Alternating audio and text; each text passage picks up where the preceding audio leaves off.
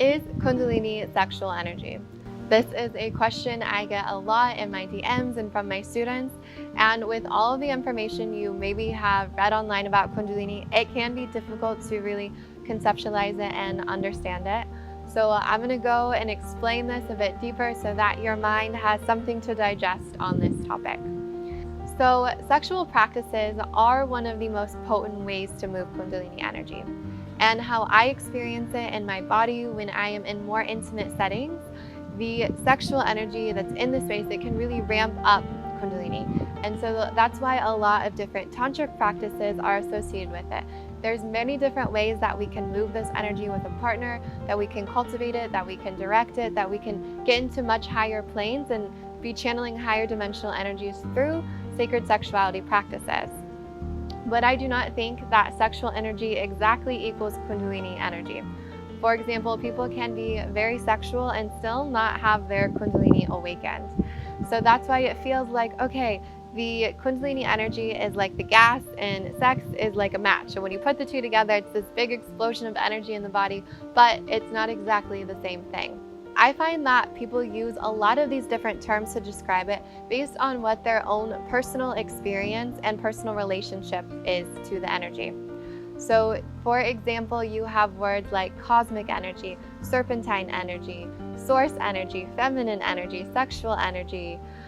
The list goes on. There's more energies. There's so many different ways. Mother energy, divine feminine, Shakti energy. All of these things, they are different ways to explain it, and they all fit, right? But I feel that we have the energy and we have a lot of these different facets and ways that it expresses itself. So maybe if you are interested in more feminine practices and feminine embodiment, the word Shakti energy is something you feel much more connected to with Kundalini.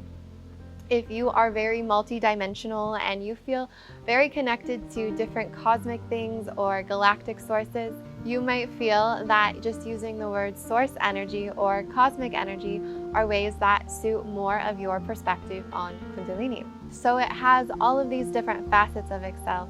And I think that makes it really interesting that there's a lot of different ways to explore the energy. There's so many different things that you can do to awaken the energy, to move the energy, to connect with the energy. And that leaves for a strong range in different ways that you can experience it and play with it. Even if you've already been very comfortable in one domain of doing one type of practice with it, there's so much more that you can continue to expand on. And if you're curious to really experience Kundalini energy more directly, I offer online sessions a couple times a month that you can join from anywhere in the world and experience this energy. I will link in the show notes below the next opportunity I have to be a part of one of these sessions. Thank you so much for watching this video, and I hope that makes things a little bit clearer for you.